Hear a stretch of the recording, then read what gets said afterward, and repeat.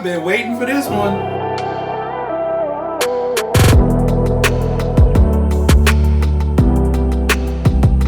Well, hey there guys, welcome back to the channel. I'm Adam, glad you were able to stop by for a bit and hang out. So today we are going to break into the Kyosho Tomahawk. So as the previous video, RCL was so kind to send this over. Absolutely surprised me with it, but I've had this for a little while now, and it has been really hard not to dig into it and get all over the little bits because it just looks so cool. But anyway, real quick, what I'm going to do is I'm just going to break everything down on the bench and kind of run through it there instead of like doing an unboxing, and then I'm going to get to building. But first, I want to go over kind of some of the stuff I'm putting in it. So we're putting in cheap little Spectrum receiver to bind to my Spectrum radio. Same Metal Gear standard servo. It's nothing extremely fancy here, just Metal Gears. Hopefully it lasts a little bit longer. Now here's where I'm torn. So I initially bought this. This is the Hobby Wing Quick Run just stock 17.5 combo, which is about, I think, 3,300 kV. I bought this because, I felt the kit was special enough to deserve a brushless system. But after watching some of the other videos, like from Shin RC and Adventure Time RC, those guys basically just put standard 540 can motors or, a little bit of a hop-up motor in it. And they said they were pretty dang fast with that. So I'm a little concerned about putting this in right away. Not that I don't think the buggy can handle it. I think my driving skills with potentially something this fast may be detrimental to the overall appearance of that buggy. So I think what we're going to go ahead and build with is the 1060 from Hobby Wing and a GT2 motor. I think we're just going to go with these right off and build it with this. I'll take it out, run it, and if it feels good and controllable and not terribly fast and out of control with this setup, we may go back to the brushless. But I think I kind of jumped the gun with the brushless, thinking, this is going to be the perfect kit for it. And I think these are geared a little bit faster than your typical Tamiya kit is. So I think going with something like this in a Tamiya would probably be an acceptable speed. I think maybe going with something like this straight into the Kyosho kit may be a little too spicy, and I really don't want to mess this one up. I like this, and with these light bars on top, I looked, and the body is already pre-cut to mount those light bars up there. So it's going to look goofy without the lights on it. Now, obviously I could pull them off to run it and stuff, but, it just looks awesome with those light buckets on there. So I think we're going to go ahead and build it with the light buckets on there, put in the 1060, put in the GT tunes. So, this can be held on to for a future build, or, if this isn't blistering fast, we can also put that in there. And again, I'm not going for blistering fast. I'm just going for fun.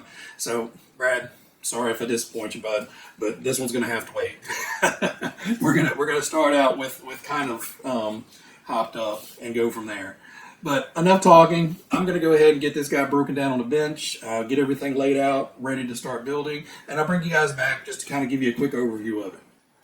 Alright guys, so basically we got everything laid out on the bench. I haven't opened up any of the bags because in the instruction manual, it basically tells you to open bag A, and you basically run through bag A and get everything done in those steps. And then you move on to bag B, bag C, and so on. So it's not like Tamiya kits where you got A, B, C, and D, but you're kind of utilizing screws throughout. Some Tamiya manuals start A to B and continue, and then some you end up just basically having all your parts bags open and randomly coming back to bag A to get screws. The way Kyosho has their stuff done is once you're done with all the steps for bag A, you're done. You shouldn't have any parts left over. Now they do have a spare parts bag. And one cool thing in here is it looks like you have two different spur and pinion options. So it looks like you have a low speed and a high speed gearing setup. Basically, bag A is the frame rails and the front suspension mounts and stuff. Bag B, you start getting into the transmission build and rear deck plates. And then bag C, you jump into shocks and mounting some more stuff to the chassis. Bag D is some more of the chassis plates and the battery tray and stuff. And I think in bag D is basically once you get you have the front suspension on and you're mounting the rear suspension to the chassis and everything. Bag E is basically the driver guide and some random miscellaneous hardware for finishing off the chassis build. And then you have your plastic bag, which it's a plastic bag, but just has all your plastics in it. So all the additional plastic parts that go into the kit. So mainly everything in these is hardware and metal parts, and then everything in here is your plastic stuff. It would have made more sense to say plastics bag, but then that would have sounded funny too. But anyway, we have pre-built shocks. Now you do have to add the oil to them, so I'll have to disassemble a little bit and put the oil in those. Your front steering knuckles, front suspension arms, rear suspension arms, dog bones, pre-built diff, and partially built transmissions. So basically you have your counter gear in there already. So the cool thing is this cover is held on with this little O-ring and body clip.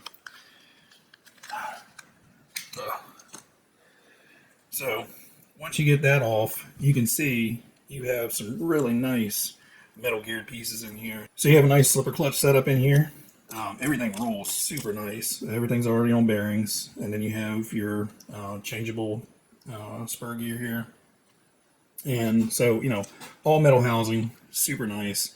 And I really like that it's got kind of a pressure fit plastic cover over there. So motor will go on here, pinion will come through and contact there. So then we have wheels and tires. Now, they are mounted on the rims, but they're not glued. Very nice, squishy, soft rubber. Feels rather grippy. And has nice foams on the inside. So they're pretty soft, which, will aid in the suspension. And so it'll kind of soak up some of the lumps and bumps. And then the fronts are kind of a typical V-groove type setup. Typical buggy tires. Now, it comes with kind of a matte black sticker that you can put onto the inside of the front and rear wheels to kind of match that. I really love this polished and satin look that they have. It's almost got a textured satin finish to the inside. So I'm pretty sure I'm leaving it like that, and we will put those stickers away for possibly another day.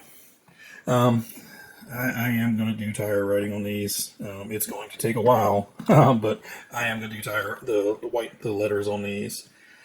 You get your window masks. Now these are cut out. It's going to be impossible to see. It's barely easy to see with the naked eye, but you do have all your pre-cut window stickers, so you're masking off the sides, the front. There's a top and then actually a back section. Back section back here that you mask off. So all those are pre-cut. That's awesome. Now you have a very, very, very shiny sticker here to do. There's two for the mirrors, and then this big piece is optional for this roof covering. I think I'm going to skip the roof. I like just the solid roof, and I've had these stickers before, and they are really, really easy to get chipped or shredded and torn and scuffed. So I'll probably leave that optional roof sticker off. But you have your wonderful manual. So you have all your parts laid out in huge views. Then you get into your build steps, and here again, you open bag A on step 1. You go through all that, get all of those, the frame parts and your servo saver and stuff built. And then you open bag B and continue working on the chassis and start working on the transmission and stuff. And you just work through, and anytime you get done with the bag, you're on to another process and opening up the new bags. So really cool manual. And thick too. It's like a book. And then the decal sheet, huge decal sheet on this guy. It's got, the one thing I do like is the driver figure. Basically all of these decals here are for the driver figure. You have helmet sticker, visor sticker, lap belts. These are the surrounds for the cockpit and everything. You have your window stickers and roll bar stickers and everything. So that's really, really cool. So then you have your white graphic stickers that you can put on. And then you also have a ton of Kyosho. So no one is going to mistake that this thing is a Kyosho Tomahawk, because you have ample abilities to decorate it in the Kyosho decals. But yeah, that's awesome that they give you so many variations of decals and stuff. And one thing I did notice, they kind of have the Pennzoil logo, which, on Tamiya's is the forward logo now. But I've actually just changed it to Tomahawk Kyosho Racing Team. That's pretty cool. I like that. So from a distance, it kind of looks like the old Pennzoil logos from back in the day. But, they've changed it to be something other than forward. But anyway, guys, that's going to wrap it up for kind of the review of what's in the kit. I'm going to go ahead and get to building because I can't wait to get my hands on these things. Oh, real quick before I go. Pulling these out of the box, man, these things are amazingly light for being metal. And the finish on them is really, really nice. No real sharp burrs or mold lines or anything. It looks like they've been kind of tumbled or something to kind of put a nice finish on them. Really nice, but I was kind of surprised on how lightweight they are. Now, obviously, this has a big steel rod through it, so it's a little bit heavier. But, these parts here, I think a plastic part would be almost equally as heavy. So, really cool. All right, guys, enough rambling. I'm going to get to building.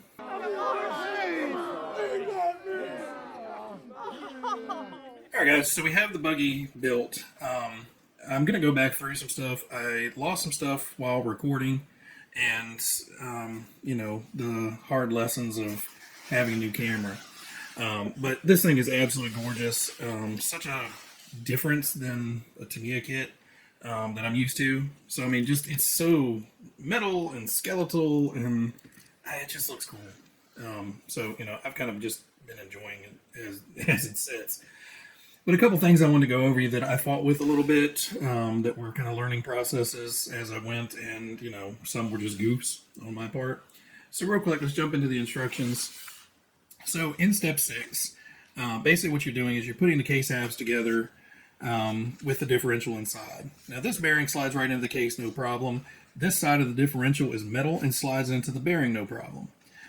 This side of the differential, however, is a plastic case part. And this bearing is very, very tight on that. So you may need to sand a little bit off. I was able to press mine on all the way. And by all the way, you have to feel that thing click and set all the way down. If it's not sitting all the way down, when you go to screw this case half on, you're going to get a terrible amount of binding. Everything will move, but because these bearings are under load, because they're being forced kind of apart by that diff, you're going to get a lot of load in there. So once I finally got that to snap all the way on, basically I just used this case half to get enough leverage to push it on, and it kind of finally snapped in, and that worked after that. So one other goofy thing, and this was me messing it up.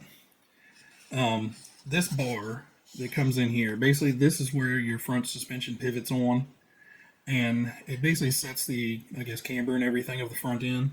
So it has very specific, line up these little lines on that bar with the center line of those blocks, which, that was probably the most difficult task in it all, is getting that bar and those blocks lined up and screwed down at the same time.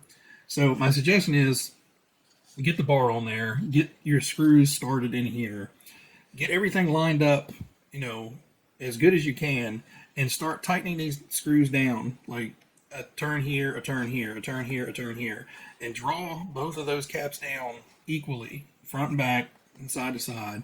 And then as you're doing that, just try to adjust that and make sure that you're lined up on that edge and this inside edge, and then you are hitting those marks like you're supposed to in there. And sorry, I'm still trying to learn the camera here. So basically you want to make sure everything is lined up. So it is critical to have that, because that basically sets that pivot point on the front end. Now, where I screwed up was I actually mounted this backwards. So instead of bending up and forwards, it was bending up and backwards. And that caused major issues when I went to put on the front suspension, because, nothing worked. So I had to pull that back off. So basically, the great thing about that is the teeth on this bar actually kind of get smashed into this softer aluminum up here. So since I had everything still lined up, basically just unscrewed all 4 screws, rotated it 180 degrees, and screwed it back down. So if you put it on like down and back, then you're screwed, but you obviously didn't line anything up here correctly. So basically you just had to rotate it. That was my goof. All right, guys, so this is really going to wrap up, the build part of this one. And then I think what I'm going to do is, once I decide on the paint job and have that, all figured out and done, I'll bring you guys back for the reveal at that point, and then we'll take it out for a run. I don't want to delay this one much longer. I've just been battling the what am I going to do with the paint job battle in my head. I really like the stock look. Like I said, don't get me wrong, it's a beautiful car the way it is. But I just feel like I just need to do something special with this one. So I'm really kind of leaning towards that custom paint job. But I just have to make sure that it's going to look as good on the car as it does in my head. So I may have to tinker with it a little bit and just waste a bunch of tape at this point just to try to get it right. But anyway, if you guys get a chance, I really, if you guys love building, this is a really, really cool and fun car to put together. I'm sure the rest of the Kyoshos are just the same in this vintage series.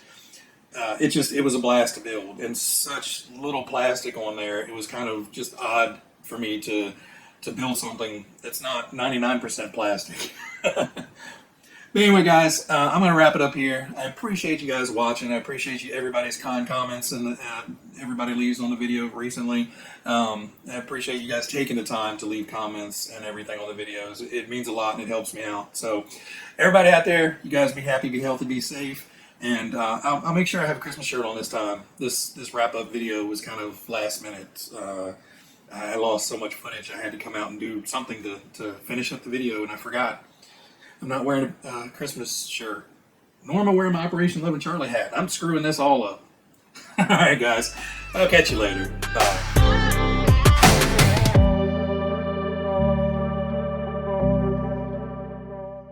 Man, it's so much nicer to be able to see me. I can see me. Hi.